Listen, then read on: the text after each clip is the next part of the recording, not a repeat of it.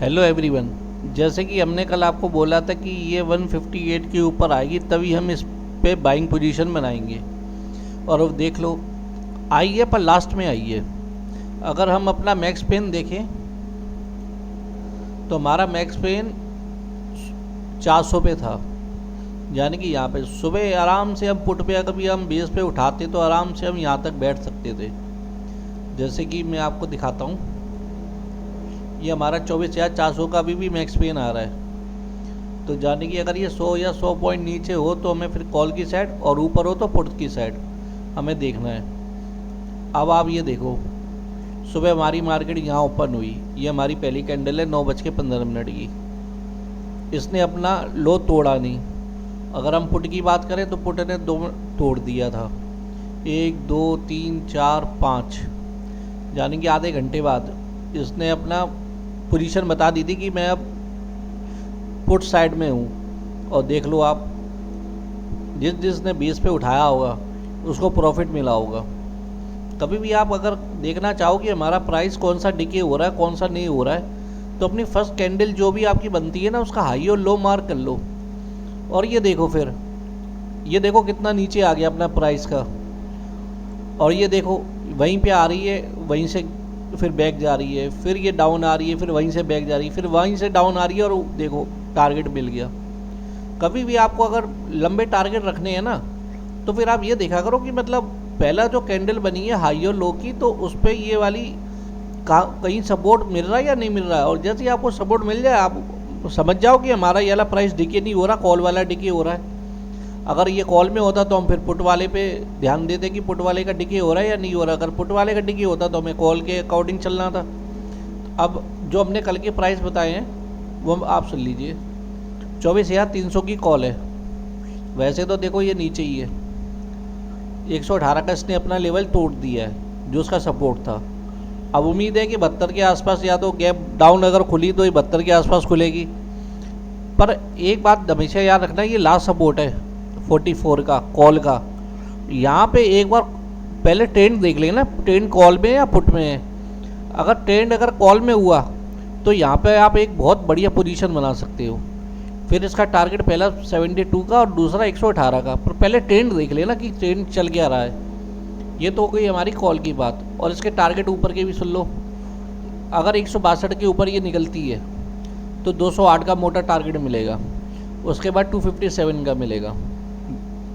अगर एक candle 15 minute की आप देख लेना, 15 मिनट की कम से कम क्लोजिंग होनी चाहिए, या इसके ऊपर क्लोजिंग हो जाए। अगर 15 मिनट तक ये क्लोजिंग दे जाती है फिर आराम से आप इसको ले सकते हो, पर 15 मिनट की क्लोजिंग चाहिए। अब हम करते हैं पुट की बात। और पुट तो हमारे हिसाब से ही चली है आज, और देखा जाए तो हमारे 185 का इसने अभी तक टारगेट दिया है, 221 का भी दिया नहीं, हो सकता कल मॉर्निंग में दे जाए। अब इसका पहला टारगेट आएगा 221 का, और ये कल वाली ही है पुट है जो मैंने आपको कल दी थी ना 24,500 की, ये कल वाली ही है। अब इसका पहला टारगेट 222 है, उसके बाद 275 है, उसके बाद 318 है। पर हमें ये देखना पड़ेगा कि अगर ये गैप डाउन खुले तो हमारे सपोर्ट पर ही आना चाहिए। अगर हमारे सब, जैसे आज की मार्केट हमारे सपोर्ट के अंडर ही आई थी, अगर ये भी हमारे आज सपोर्ट के अंडर में आए तो आप मान लिया करो कि फिर यही जाएगी। अगर ज़्यादा हो तो एक आप पहली कैंडल का हाई और लो मार करके देख लो कि अगर सुबह सुबह आपकी कॉल या पुट आप नहीं ले पाते हो, दोपहर में आते हो, तो आप ये देखो कि ये सपोर्ट आ रहा है या नहीं आ रहा है। जैसे कि मैंने आपको बताया कि कॉल और पुट हम दोनों में लगाएंगे।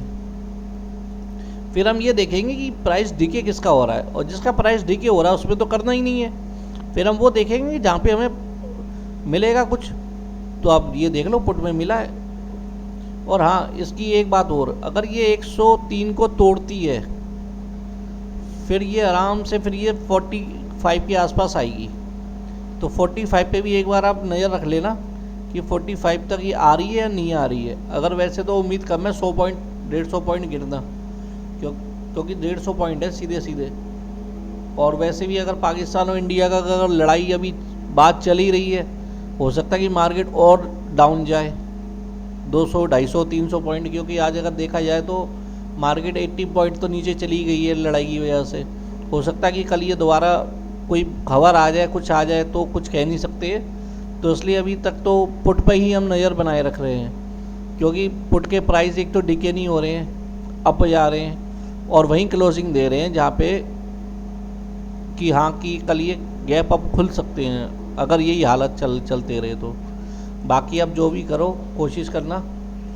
और ये देख लो, ये हमारे यहाँ निफ्टी के 500 पे ओपन हुई थी, सीधे 100 पॉइंट गिरी, उसके बाद और ज़्यादा गिर गई, यानी कि 24,350 के आसपास। मतलब जो मार्केट का जो सिनेरियो वो ये है। और अगर इसने वैसे तोड़ दिया हमारा ये वाला सपोर्ट 24,350 का, अब हो सकता है ये 300 तक आ जाए, और या अगर गैप अप हुई तो इस पर ये 400 तक जाएगी। अगर यहाँ से ये गैप अप खुलती है 50-60 पॉइंट तो ये 500 ये 24,400 तक जाएगी। पर अगर हम इन कैंडलों को देखें तो यहाँ पे 24,400 पे भी अब बायर सेलर आ गए हैं। अगर देखा जाए तो कॉल राइटर हमारे हैं 19 लाख और पुट राइटर है 15 लाख, यानी कि यहाँ पे कॉल ओआई ने पोजीशन यहाँ पे बिल्ड करी हुई है। तो 400 पे आने के बाद हो सकता है ये दोबारा गिर जाए, यानी कि अगर ये 400 पे आई, अगर आप आज का भी मार्केट देखोगे निफ्टी का चार्ट, तो इसने 400 को कई बार टच किया है। 24,000 ये भले ही नीचे कितनी भी गई हो, ये देखो 24,400। अगर आप यहाँ से देखोगे तो ये ऊपर गई, फिर ये 400 को टच किया, फिर ये नीचे आई, फिर ये ऊपर गई, 400 को टच किया, यानी कि जब भी ये यहाँ से गिरी है तो हमारी जो पुट की पोजीशन थी वो बिल्कुल एक्यूरेट बेस पे थी।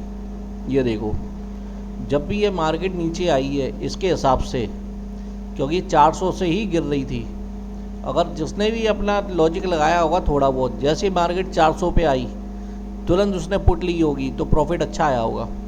और बाकी आपके सामने ये मैं तभी कहता हूँ आपको कि ये आप चार्ट देखा करो, इन लाइनों का बहुत महत्व होता है कि कहाँ पे आपकी सपोर्ट कहाँ पे बन रहा है, रेजिस्टेंस कहाँ बन रहा है। अब जो डिस्टेंस बन रहा है वो बन रहा है 24,300 पे। हो सकता है कि कल 300 पे आए, फिर ये अगर यही वाला सेम चार्ट रहा, या हो सकता है कि ये और बिल्डअप हो जाए, जैसे कि ये हुआ है 24,500 पे।